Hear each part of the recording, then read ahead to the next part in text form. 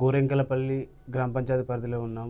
Sarpanch nursing Ellaiah Goud గారు మనతో పాటు ఉన్నారు. ఇక్కడ 99 రోజుల ప్రణాళిక ఏ విధంగా అమలు జరిగింది, అదేవిధంగా ఇక్కడ ప్రజా సమస్యలకు గెలిచిన తర్వాత ఎలాంటి వారికి సదుపాయాల కల్పనలో వారి కృషి ఏ విధంగా ఉందో వారి మాటలను అడిగి తెలుసుకుందాం. నమస్కారం సార్. నమస్తే సార్, ఇక్కడ మీరు సర్పంచ్గా గెలిచిన తర్వాత మీకు ఎలాంటి అనుభూతి కలిగింది? దాంతోపాటు ఇక్కడ ఆ సమస్యల పరిష్కారానికి మీ కృషి ఏ విధంగా ఉందంటారు? నా పేరు నర్సింగ్ ఎల్లయ్య గౌడ్. మా విలేజ్లో ఒక 2000 పాపులేషన్ ఉంది. 1500 ఓట్లు ఉన్నాయి. 1500 ఓట్లకు గాను మన 1400 పోలైనాయి. కాంగ్రెస్ పార్టీ నుంచి నేను 517 మెజార్టీతో విజయం సాధించడం జరిగింది. ప్రజలకు సేవ చేయాలనేటువంటి దృక్పథంతో ప్రజా సంక్షేమమే ధ్యేయంగా ఎన్నికల్లో పోటీ చేసి కాంగ్రెస్ పార్టీ తరఫున మా ఎమ్మెల్యే వేముల వీరేశమన్న గారి యొక్క ఆశీర్వాదంతో ప్రజల ముందుకు రావడం జరిగింది. ప్రజలకు సేవ చేస్తాడనేటువంటి నమ్మకం నా మీద ఉంచి నన్ను గెలిపించి వాళ్ళ సేవకుడిగా నియమించుకోవడం జరిగింది. ఎమ్మెల్యే గారికి విప్పు రావడం మీకు ఎలా అనిపిస్తుంది? చాలా సంతోషం. మాకు ఎక్స్పెక్టేషన్ వాస్తవంగా చెప్పాలంటే ప్రభుత్వ చీఫ్ విప్ పదవి వస్తుందనేటువంటి నమ్మకం ఉండే మేము అనుకున్నాం.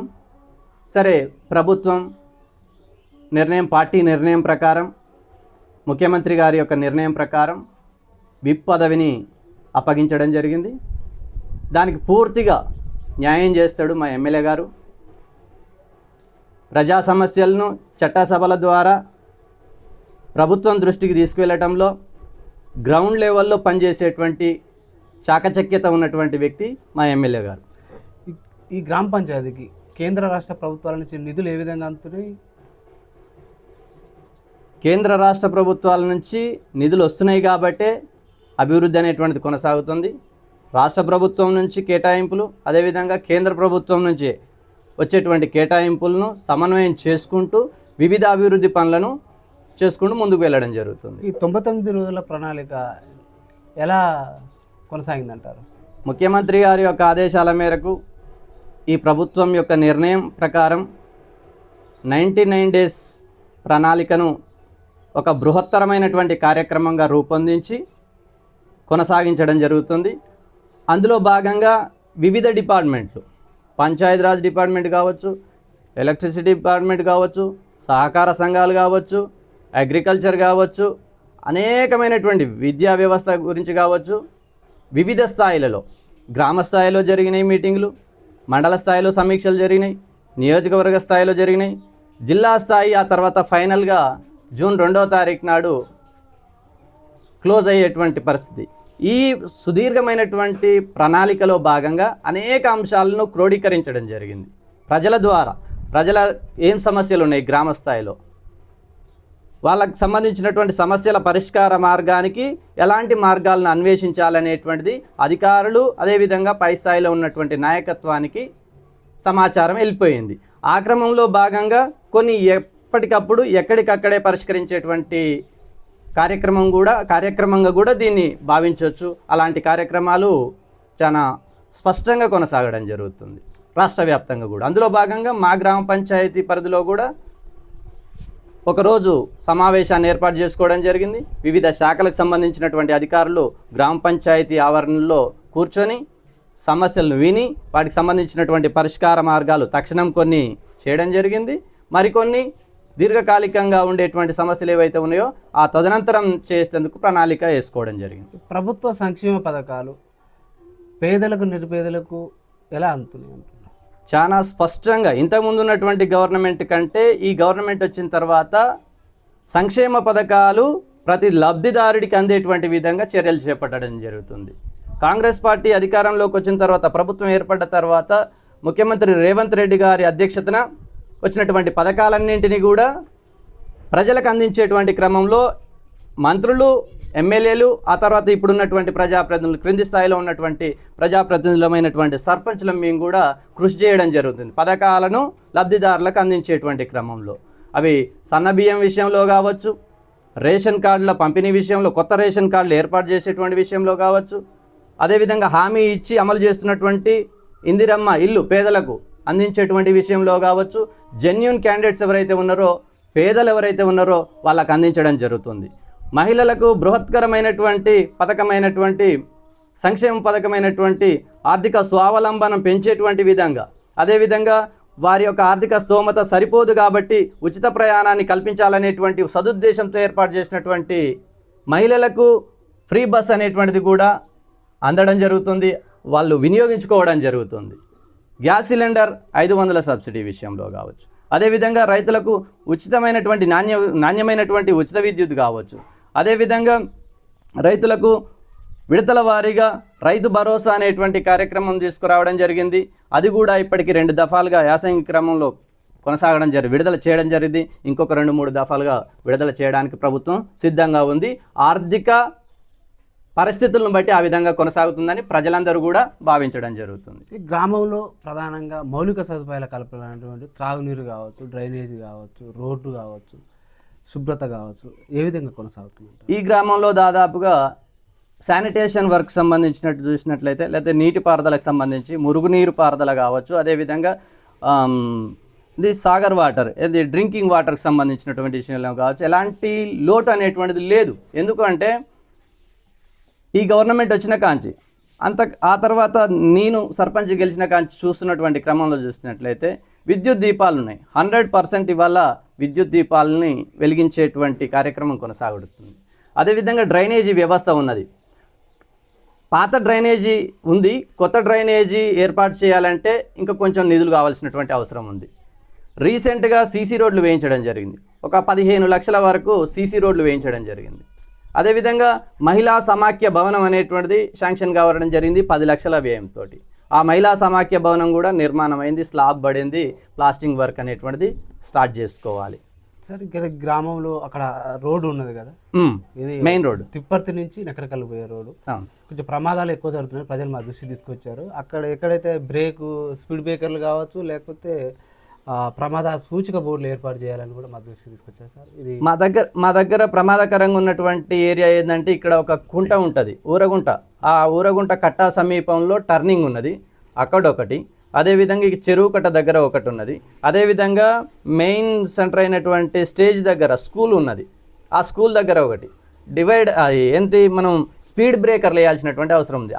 R&B వాళ్ళకి అప్పగించడం జరిగింది. అది మన పరిధిలో లేదు కాబట్టి R&B వాళ్ళకి సమాచారం ఇవ్వడం జరిగింది.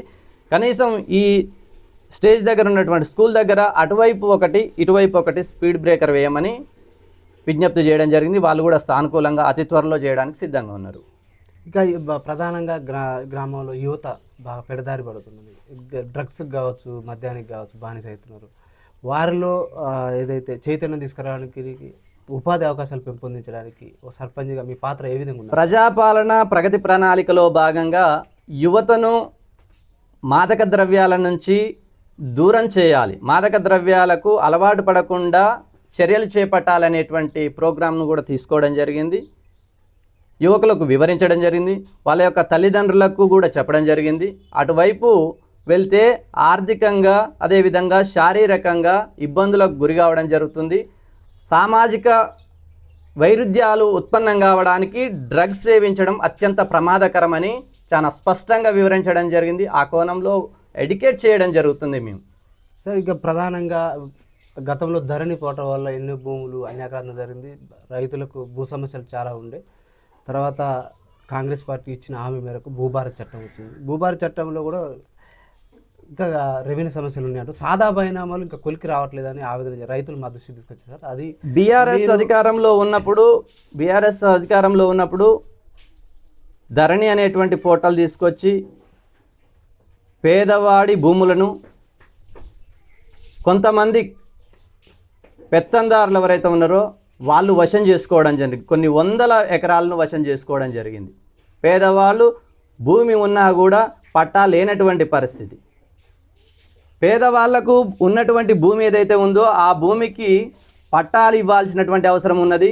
రిజిస్ట్రేషన్ కానటువంటి భూములు ఏవైతే ఉన్నాయో, సాదా బైనామా ద్వారా ఉన్నటువంటి భూములు ఏవైతే ఉన్నాయో వాటిని కూడా క్రమబద్ధీకరించేటువంటి అవకాశాన్ని కల్పిస్తూ భూభారతి అనేటువంటి పోర్టల్ని కొత్తగా తీసుకురావడం జరిగింది. ప్రజాపాలనలో భాగంగా దరఖాస్తులను స్వీకరించడం జరిగింది. ఎవరెవరికి ఏ ఏ సమస్యలు ఉన్నాయి, మీకు జెన్యూన్గా ఉన్నటువంటి భూమి ఎంత, మీకున్నటువంటి పట్టా ఎంత, దానికి సంబంధించినటువంటి ఎవిడెన్స్లు మీ కాడ ఏమేమి ఉన్నాయి అనేటువంటిది ప్రభుత్వం సేకరించడం జరిగింది. ఆర్డీఓ లెవెల్లో ఎంఆర్ఓ, ఆ క్రింది స్థాయిలో ఉన్నటువంటి ఎంఆర్ఓ, క్రింది స్థాయిలో ఉన్నటువంటి ఆర్ఐ, క్రింది స్థాయిలో ఉన్నటువంటి జీపీఓ, వీళ్ళందరూ కూడా చాలా చక్కగా పనిచేసి ఒక ఫైల్స్ తయారు చేయడం జరిగింది. వీటి మీద గవర్నమెంట్ దృష్టికి తీసుకువెళ్ళడం జరిగింది. పరిష్కారం కోసం వెయిటింగ్ చేయడం జరుగుతుంది. ఎలాంటి ఇబ్బందులు లేనటువంటి, చిక్కులు లేనటువంటి, ఎవిడెన్స్లు ఉన్నటువంటి వాటిని క్లియర్ చేయడం జరిగింది. కొన్నిటిని, ఇంకా కొన్ని పెండింగ్లో ఉన్నాయి, అవి కూడా త్వరలో అవుతాయి అనేటువంటి ఆశిస్తున్నాం. సో విద్యా వైద్యం ఏ విధంగా అమలు జరుగుతుందండి? విద్య విషయంలో రేవంత్ రెడ్డి గారి ప్రభుత్వం వచ్చిన తర్వాత చాలా చక్కగా దూరదృష్టితోటి ఏం చేస్తున్నాడంటే విద్యా వ్యవస్థను సమూలంగా మార్చాలి. వెనుకబడినటువంటి వర్గాలు ఏవైతే ఉన్నాయో వాళ్ళ యొక్క సంక్షేమం, వాళ్ళ యొక్క అభివృద్ధి కావాలి అంటే ఖచ్చితంగా విద్య ద్వారా మాత్రమే సాధ్యమవుతుందనేటువంటి ఉద్దేశంతో ప్రభుత్వం విద్యకు అధిక ప్రాధాన్యత ఇస్తూ విద్యా వ్యవస్థలో నూతనమైనటువంటి మార్పులు తీసుకురావడం జరుగుతుంది. ఆ మార్పులకు అనుగుణంగా భవిష్యత్తులో ఇంకా ప్రభుత్వ బడులను బలోపేతం చేసేటువంటి విధంగా చర్యలు తీసుకోబోతుంది గవర్నమెంట్. సార్ ఆ నమ్మకం మాకున్నది. ఇప్పుడు విబిజీ రామ్ ఏదైతే ఉందో 100 రోజుల పనికాహార పథకం ఉందో అక్కడ ఇక వృద్ధులకు, కొంతమంది ఏజ్ బారైనలకు హైరీస్ వస్తలేదని మా దృష్టి తీసుకొచ్చారు సార్. అది వాస్తవం, అది 100%. సరే, పేరు మార్చిండ్రా, అందులో ఉన్నటువంటి కొన్ని ప్రజలకు అనుకూలమైనటువంటి విధానాలను తొక్కేసి పని దినాలను తగ్గించి ఆ పనిచేసేటువంటి వ్యక్తులకు రిస్క్ కలిగించేటువంటి నూతనమైనటువంటి విధాలను ప్రవేశపెట్టే, మీరన్నటువంటి విధంగా కొంతమంది వృద్ధులు ఎవరైతే ఉన్నారో, చేతగానటువంటి వాళ్ళు ఎవరైతే ఉన్నారో, వికలాంగులు ఎవరైతే ఉన్నారో వాళ్ళు పనికి దూరంగా ఉండాల్సినటువంటి పరిస్థితిని కేంద్ర ప్రభుత్వం తీసుకొచ్చింది. విబిజీ రామ్జీ అనేటువంటిది సరే ఓకే, మీరు పేరు మార్చుకున్నారు, కానీ మార్చుకున్నంత మాత్రాన ఇంతవరకు చేస్తున్నటువంటి పనులు, సక్రమంగా చేసుకున్నటువంటి పనులు ఏవైతే ఉన్నాయో వాటిని తగ్గించి ప్రభుత్వం యొక్క బర్డెన్ ప్రభుత్వానికి, కేంద్ర ప్రభుత్వానికి బర్డెన్ అవుతుందని పని దినాలను తగ్గిస్తామని, పని చేసేటువంటి వ్యక్తులకు అసౌకర్యవంతమైనటువంటి విధానాలను తీసుకొచ్చేటువంటి ప్రయత్నం చేస్తున్నారు. దాని పూర్తి వ్యతిరేకత ఉంది పనిచేసేటువంటి వాళ్ళు. ఈ పని ఉపాధి హామీ పథకం ఏదైతే ఉందో ఆ పథకం సక్రమంగా అందులో మార్పులు లేకుండా యాజ్ ఇట్ ఈస్గా కొనసాగించాలి. పని దినాలను పెంచాలి, పని వేతనాన్ని పెంచాలి, సౌకర్యాలను పెంచాలి. వాళ్లకు సునాయాసంగా ఈజీ ప్రాసెస్ అనేటువంటిది కొనసాగే విధంగా చేస్తే బాగుంటుంది. ఇక్కడ ఈ గ్రామంలో ఇంకా మౌలిక సదుపాయాల కల్పన ఇంకా చాలా చేయాల్సి ఉంది అంటున్నారు మీరు. ఇంకా భవిష్యత్తు ప్రణాళిక ఏముంది? భవిష్యత్తులో ఈ గ్రామాన్ని ఎలాంటి అభివృద్ధి పదంలో తీసుకుపోదలుచుకున్నారు? ఈ గ్రామంలో ఉన్నటువంటి సమస్యలు మొత్తం కూడా ఎలక్షన్ ముందే నేను గ్రహించడం జరిగింది. ఎప్పటి నుంచో ఆ సమస్యల పరిష్కారం దిశగానే ఇది ఎంచుకోవడం జరిగింది. సర్పంచ్ పదవిలో నేను ఉంటే నాకు తెలిసినటువంటి ఈ సమస్యలు మొత్తం కూడా పరిష్కరించగలుగుతా అనేటువంటి నమ్మకంతో ప్రజలు కూడా నన్ను ఓటేసి గెలిపించుకోవడం జరిగింది. ఇక్కడ ప్రధానమైనటువంటి సమస్యలు ఏమున్నాయంటే, ఆ మెయిన్ రోడ్డు నుంచి ఊరు చివరి వరకు ఉన్నటువంటి సీసీ రోడ్ ఏదైతే ఉందో, ఇప్పుడు ఒక 9 ఫీట్ల రోడ్డు ఉన్నది. దాన్ని 16 ఫీట్ల రోడ్డు వేస్తానని హామీ ఇవ్వడం జరిగింది. ఈ 5 సంవత్సరాల కాలం లోపే దాదాపుగా ఒక 3 ఇయర్స్ వరకే దాన్ని కంప్లీట్ చేయాలనేటువంటి ఉద్దేశంతో ఉన్నాను. నేను మా ప్రభుత్వ విప్, నకరేకల్ శాసనసభ్యులు వేముల వీరేశమన్న గారి యొక్క సహకారంతో మంత్రి గారి వరకైనా తీసుకువెళ్ళి ఆ సమస్యను పరిష్కరిస్తాననేటువంటి నమ్మకం నా మీద ఉంది. అదేవిధంగా ఇంకొకటి ఏంటంటే, డ్రైనేజీ వ్యవస్థ ఇంకా కొంత నూతనంగా ఏర్పాటు చేయాలి. అది కూడా చేస్తాం. దాంతోపాటు ఇంకొక సీసీ రోడ్లు ఉన్నాయి, అంతర్గత సీసీ రోడ్లు ఉన్నాయి. ఒక 20 లక్షలు అయితే అంతర్గత సీసీ రోడ్లు కంప్లీట్ అయ్యేటువంటి ఆస్కారం ఉంది.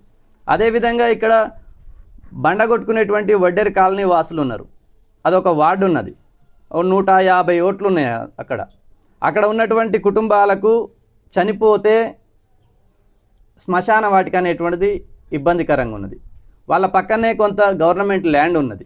దాన్ని ఆర్డీఓ గారి దృష్టికి తీసుకువెళ్ళడం జరిగింది. శ్మశాన వాటికకు ఒక 5 గుంటలో 10 గుంటలో కేటాయించమని ప్రతిపాదన పెట్టడం జరిగింది. దాన్ని సాధించుకోవాల్సినటువంటి అవసరం ఉంది. అదేవిధంగా ఇక్కడ చెరువు కట్ట నిర్మాణం అనేటువంటిది చేయాల్సినటువంటి అవసరం ఉంది. కంప చెట్లతోటి బాగా ఉన్నది, ఆ కంప చెట్లను మొత్తం కూడా తొలగించి సుందరీకరణ చేయాలనేటువంటిది ఆలోచన నాకున్నది. అదేవిధంగా ఇక్కడ ఇందిరమ్మ ఇండ్లు 40 రావడం జరిగింది మా గ్రామానికి. 40 ఇండ్లు కూడా ప్రాసెస్లోనే ఉన్నాయి, కొనసాగడం జరుగుతుంది, కట్టుబడి నడుస్తున్నది. ఇంకా మా గ్రామానికి 60 ఇందిరమ్మ ఇండ్లు అయితే సరిపోతాయని మా విప్ గారికి, ఎమ్మెల్యే వేముల వీరేశమన్న గారికి విన్నవించుకోవడం జరిగింది. రెండో విడతలో ఇంకొక 60 ఇల్లు రావాలి అని ఆశిస్తున్నాం, వస్తాయనే నమ్మకం కూడా మాకున్నది. Okay sir, thank you sir. ఇక్కడ ఈ గ్రామాన్ని భవిష్యత్తులో ఆదర్శ గ్రామం వైపు, స్వచ్ఛ గ్రామం వైపు తీర్చిదిద్దడానికి నా శాయశక్తులు కృషి చేస్తాను. ప్రభుత్వ వైపు గౌరవ వేముల వీరేశం గారి ఆ సారథ్యంలో ఈ మా గోరెంకపల్లి గ్రామ పంచాయతీని ఆదర్శ గ్రామ పంచాయతీగా తీర్చిదిద్దామని కూడా హామీ ఇస్తున్నారు ప్రజలకు సర్పంచ్ గారు. మరో అంశంతో మరో వీడియోలో మరింత బెటర్గా మీ ముందుకు వస్తుంది ప్రజావేదిక న్యూస్ ఛానల్.